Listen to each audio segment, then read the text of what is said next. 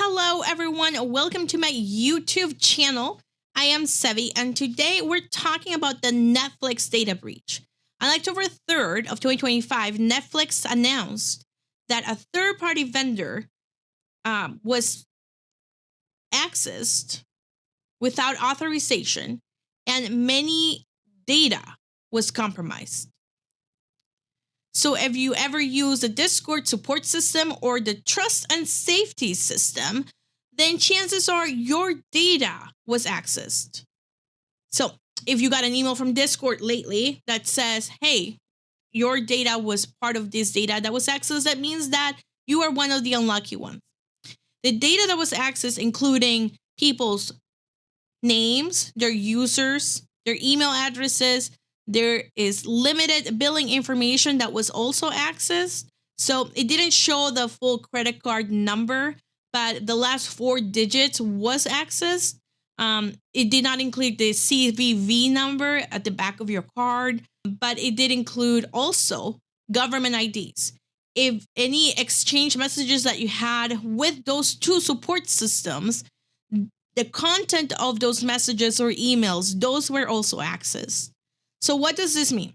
Your data is now publicly out there, and you need to take steps because now your government ID, your driver's license, or your passports are out there. And that means that you are now a prime candidate for identity theft.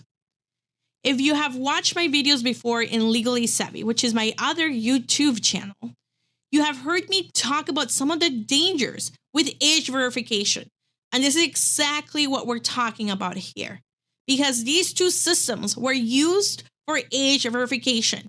People sent those two support areas, right? The support team or the trust and safety team, their IDs, because they were trying to verify their age. And now, like I said, would happen, that data was breached and is now there in the open, probably being sold right now. And they can use it for phishing scams. They can send you an email because now they have your email, they have your name, and they can say, hey, person, you were part of a breach in Discord. Please click this link. Now, if you click that link, then that's not good. They can also use your ID, your government passport or your government ID, driver's license to open bank accounts, credit cards on your name, impersonate you, make forged documents, pretend to be you.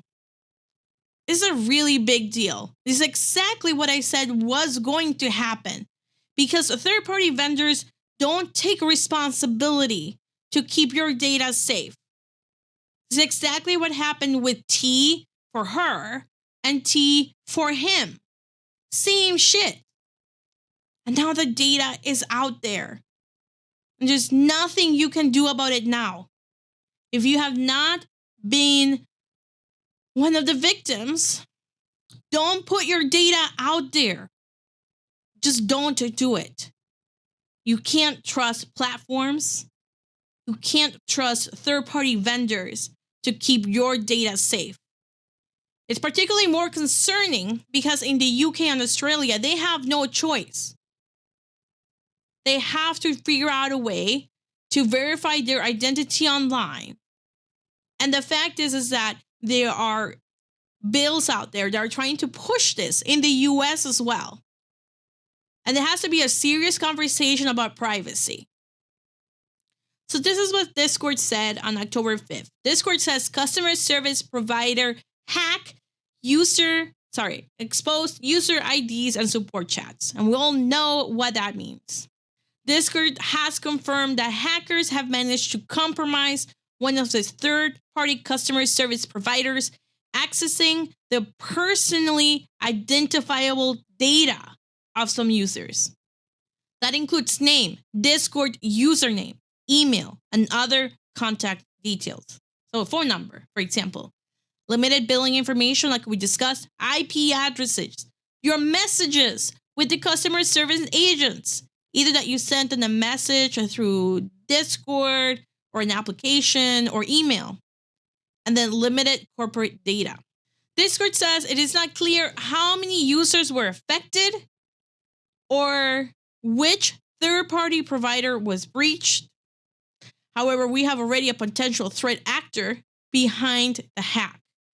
The Scattered Lapses hunters claimed the attack, saying that they hacked a Zendesk instance used by Discord for customer support. The company has notified its data protection authorities and it's working with law enforcement. Users are advised to stay vigilant for unsolicited messages and suspicious communications. Like I said, they're going to try to phish you. They will try to get more data out of you. Earlier in August, malicious actors claimed they had access to billions of user Discord messages and a trove of voice sessions files and user profiles obtained via scraping. In Australia, the Australian government says that it is deeply sorry after sensitive information of thousands of flood victims was uploaded to ChatGPT in a major data breach. They just really don't know how to handle information. In case you didn't know, ChatGPT, that information can be searchable, and it is not exactly private per se either. So what are we doing here? Really, what are we doing here? This is insane. And nobody's taking responsibility for this. They're just saying, oh, I'm sorry. What really needs to happen going forward is that Discord needs to provide identity theft protection to all the users that were affected. Because this is really where it's heading. And Australia, come on. NSW flood victims. Details leaked in major data breach as ChatGPT was used to process applications. Have we learned nothing yet in this life or the next one? Seriously. Thousands of flood victims who applied for government buyback scheme have had their personal information put in an AI program, ChatGPT, in a major data breach. Homeowners in Lismore and Northern Rivers areas had their names, email addresses, phone numbers, and personal health information put on the website by a contractor tasked with assessing buyback applications. The data shared was a Microsoft Excel spreadsheet with 10 columns and more than 12,000 rows of information. The NSW Reconstruction Authority said that an investigation into the breach found, quote, no evidence that personal information had been accessed by a third party or had been made publicly available, but they also admitted that it cannot be ruled out until an investigation was complete. So there you have it, folks. Reasons why you should not trust the government or third-party vendors or platforms or applications with your government ID and your personal information. But do tell me down below in the comments what you think.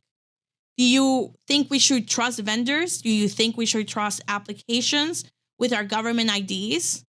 Do you think this is the way to go? Do you think we need to have a one ID size fits all? Let me know in the comments. We'd love to hear from you. And I will talk to all of you guys later. Bye, everybody.